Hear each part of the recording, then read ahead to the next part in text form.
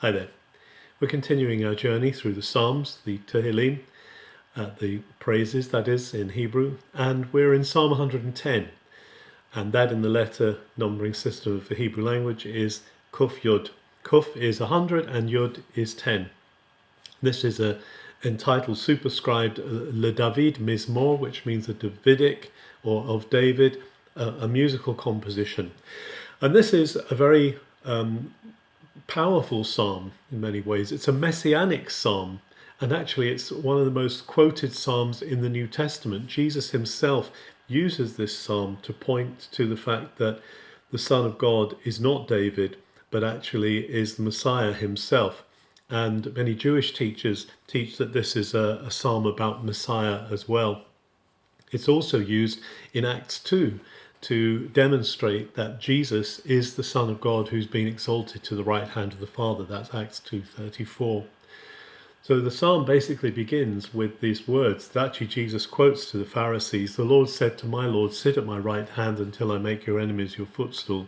When Jesus asks the Pharisees about this, he says, whose son is the Messiah? Whose descendant is Messiah?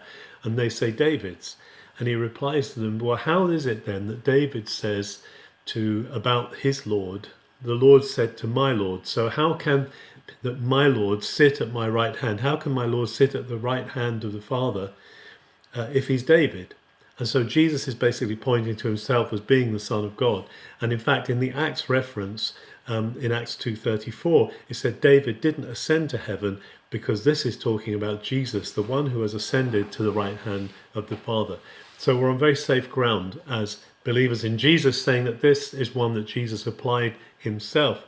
And the psalm talks about God sending out the rod of his strength from Zion, from the people of God, and he will rule in the midst of his enemies. His people are going to be willing in the day of his power. And then in verse 4, there's this important verse that again is made a point of in the New Testament, that God has said of Jesus, I will make you a priest after the order of Melchizedek.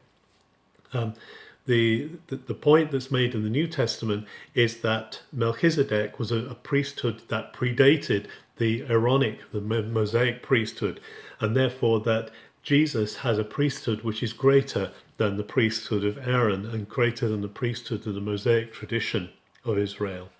And therefore Jesus is not only a priest given that, but he's a priest forever. His unlimited, because traditionally Melchizedek, the king of righteousness, had no beginning and no end, and therefore pointed to God as the originator of his priesthood.